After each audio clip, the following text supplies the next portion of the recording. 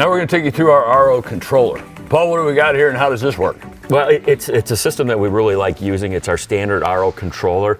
What it will do is it gives you a lot of system feedback. So it'll give you your system status. So right now it's showing that the RO system is running.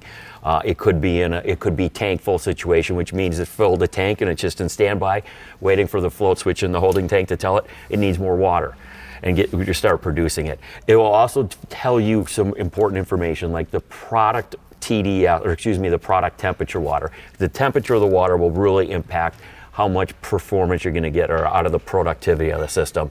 It'll also give you your product, your permeate water TDS, just to make sure that you are getting the quality of water that you need. And the last one is the RO runtime. Like I said, every system will have a minimum of 1 hour on it when you get it, because that's how long we've run it for a minimum to make sure it's hitting its performance specs.